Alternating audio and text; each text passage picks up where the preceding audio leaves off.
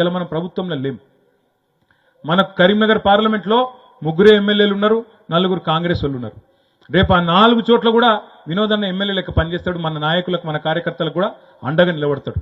నేను కూడా మీకు ఎట్లాగూ ఇదివరకంటే మంత్రిగా ఉన్నప్పుడు కొంత రాకపోక తక్కువ ఉండే, ఇప్పుడు నేను కూడా మీకు తప్పకుండా అందుబాటులో ఉంటూ అభివృద్ధి ఒకవైపు చేసుకుంటూ అందుబాటులో ఉంటూ వినోదన్నతో పాటు నేను కూడా ఎంపీగా ఎమ్మెల్యేగా మీకే పూర్తి స్థాయిలో అందుబాటులో ఉండి మిమ్మల్ని కళ్ళలో పెట్టుకొని కాపాడుకుంటా అనే మాట నేను మీకు విజ్ఞప్తి చేస్తా ఉన్నా. నేను రాకముందు మా సాగర్ అని అన్నాడట మాట, ఇప్పుడు ఆగానే చెప్తున్నాడు, అన్న కొద్దిగా కార్యకర్తలను కాపాడుకోవాలి చూసుకోవాలని. కాంగ్రెస్ వల్ల కొద్దిగా ఎగురుడు దుంకుడు కూడా ఎక్కువైంది. కొత్తగా అధికారంలోకి వచ్చారు కదా, ఏమైనా పోలీస్ ఇట్లా మనం సోషల్ మీడియాలో ఏమైనా పెట్టంగానే పోలీసు వాళ్ళు ఫోన్ చేస్తారు, అమీన్ సాబ్ ఫోన్ చేస్తాడు, ఎందుకు పెడుతున్నావా కాంగ్రెస్ మీద, ఎందుకు ఇది చేస్తున్నావు, ఎందుకు అది చేస్తున్నావు ఆ అధికారులు కూడా కాంగ్రెస్ తొత్తులాగా పనిచేస్తూ ఉన్నారు. భయపడవలసిన అవసరం లేదు, ఎవ్వలకు బుగులు పడవలసిన అవసరం లేదు. తప్పకుండా, ఎందుకంటే ఇది విప్లవాల గడ్డ. నేను మీకు చెప్పటోని కాదు, వీర్నపల్లి అంటేనే, ఎల్లారెడ్డిపేట మండలం అంటేనే, సిరిసిల్ల నియోజకవర్గం, కరీంనగర్ జిల్లా అంటేనే ఇది విప్లవాల గడ్డ. ఈ నేలలోనే ఈ గాలిలోనే ప్రశ్నించే తత్వం ఉంది, పోరాడే తత్వం ఉంది. కాబట్టి ఎవ్వనికి భయపడే అవసరం లేదు. ఎవడు మన ఇంటికి కూడా వీకిటోడు ఎవడు లేడు. కాకపోతే కొత్త మురిపం, కొత్త బిచ్చగాళ్ళు కదా, నిన్నగాక మన అధికారంలోకి వచ్చారు కాబట్టి ఎగురుడు దుంకుడు కొద్దిగా ఎక్కువ ఉంటుంది, డైలాగులు ఎక్కువ ఉంటాయి, భయపడకురు. బుద్ధి చెప్పాలంటే మాత్రం ఇప్పుడు దుర్భిక్ష పరిస్థితులు వచ్చినాయి, కరువు మళ్ళొక్కసారి తరుముకొని వస్తున్నది. ఎందుకంటే ఈ ముఖ్యమంత్రికి ఆయన ప్రభుత్వానికి చిత్తశుద్ధి లేదు, వాళ్ళకు కనీసం రైతులను కాపాడుకోవాలన్న సోయి కూడా లేదు. మరి అట్లాంటప్పుడు ప్రభుత్వం మీద కొట్లాడాలంటే మన గొంతు ఉండాలంటే మీ ఓట్లతో మాకు దీవెన ఇవ్వాలి. దయచేసి నేను మిమ్మల్ని కోరేది, మిమ్మల్ని ప్రార్థించేది, వీర్నపల్లి మండలంలోని ప్రతి గ్రామంలో, వీర్నపల్లి మండలంలోని ప్రతి గులాబీ సైనికుడు, ప్రతి గులాబీ బిడ్డ, ఈ జెండా కప్పుకున్న ప్రతి ఒక్కరు మేమే అభ్యర్థి, నేనే నిలబడ్డా, మా కేసీఆర్ నన్నే పంపించిండి అన్నట్టుగా, నేనే వినోద్ కుమార్ అన్నట్టు దయచేసి మీరు ఒక్కొక్కరు మరి హృదయపూర్వకంగా కష్టం చేసి ఒక్క 10-15 రోజులు గట్టిగా మీరు అనుకుంటే తప్పకుండా మనకు మంచి ఆదరణ వస్తుంది. ఎందుకు ఓటేయాలి కేసీఆర్కు అంటే ఇలా మీకు ఎక్కడ పడితే అక్కడ మీకు బోలెడు ఉన్నాయి. ఆడపిల్లలకి ఇచ్చిన కళ్యాణ లక్ష్మి కావచ్చు, రైతులకు ఇచ్చిన రైతు బంధు కావచ్చు, ఊర్లలో ఇచ్చిన రోడ్లు కావచ్చు, మనం వ్యవసాయానికి మనం చేసిన చక్కటి పనులు, నీళ్లు తెచ్చిన విధానం కానీ, మల్కపేట రిజర్వాయర్ నింపిన విధానం కానీ, వీర్నపల్లికి లిఫ్ట్ పెట్టిన విధానం కానీ, ఇట్లా చెప్తే 1-2 కాదు ఎన్నో ఉన్నాయి.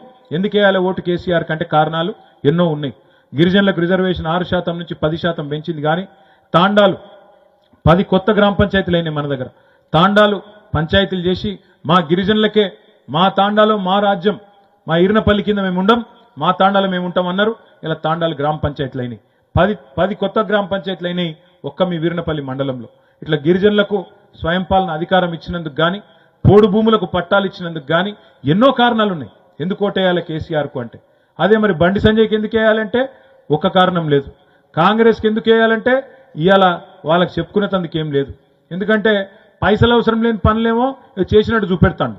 కానీ ఎక్కడనైతే పెద్ద పెద్ద హామీలు ఇచ్చిండో, 1,67,00,000 మంది ఆడబిడ్డలకు నెలకు 2,500 రూపాయలు ఇస్తా అన్నాడు. ఇంతవరకు అతి లేదు గతి లేదు. రైతులకు 40 లక్షల మంది రైతులకు 2 లక్షల రుణమాఫీ చేస్తా అన్నాడు. దాని మీద కదలిక లేదు. 500 బోనస్ ఇస్తా అన్నాడు క్వింటాల్కు. మరి రైతన్నలను కూడా అడుగుతున్నా, ఏప్రిల్ 15కో 20కి ఎప్పుడు కోతలు చాలైతే మీ వీర్నపల్లి? ఏప్రిల్ ఎప్పుడు? మరి మనం ఇప్పుడు గట్టిగా అడగాలి, మరి ఈసారి కన్నా బోనస్ ఇస్తావా ఇయ్యవా నీ సంగతి ఏందని అడగాలి. ఎందుకంటే ఎండిన పంటలు ఎండినాయి, మిగిలిన బతికిన పంటలను కాపాడుకోవాలి కదా, వాటికి బోనస్ ఇవ్వాలి కదా. బోనస్ క్వింటాల్కి 500 ఖచ్చితంగా ఇవ్వాలి. ఒకసారి తప్పించుకున్నాడు, నీ ఇప్పుడే గద్దెకెక్కిన నాకే మేరక అని చెప్పి డిసెంబర్లో తప్పించుకున్నాడు. అప్పటికే కోతలు చాలైనాయి. సరే మనం కూడా ఊకున్నాం. ఈసారి ఊకునేది లేదు. ఈ ఎండాకాలం పంట మాత్రం ఖచ్చితంగా బోనస్ ఇచ్చి తీరాల్సిందే 500 రూపాయలు. కానీ నాకు తెలుసు రేవంత్ రెడ్డి హుషారుగాడు ఏం చెప్తాడు, అరే ఎలక్షన్ కోడ్ వచ్చింది పోయి నేనేం చెప్తా అంటాడు.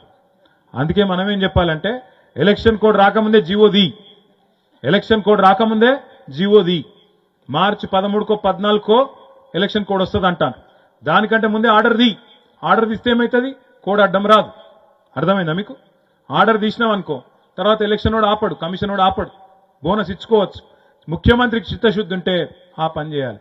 అవేం చేయకుండా ఊకదంపుడు ఉపన్యాసాలు, కేసీఆర్ని తిట్టుడు, కాళేశ్వరం మునిగిపోయిందని అబద్ధాలు ప్రచారం చేసుడు, నీళ్లు ఎత్తిపోసే అవకాశం ఉండగా ఆ పని చేయకుండా డ్రామాలు చేసుడు, ఇవన్నిటినీ మనం తప్పకుండా ప్రజల్లో ఎండగట్టాలి. దొంగ ప్రచారాలు చేసే కాంగ్రెస్ నాయకులను తప్పకుండా నిలదీయాలి. మన నాయకుడు కేసీఆర్ గారు వస్తున్నాడు 12 తారీఖు నాడు కరీంనగర్లో SRR కాలేజీకి వస్తున్నాడు.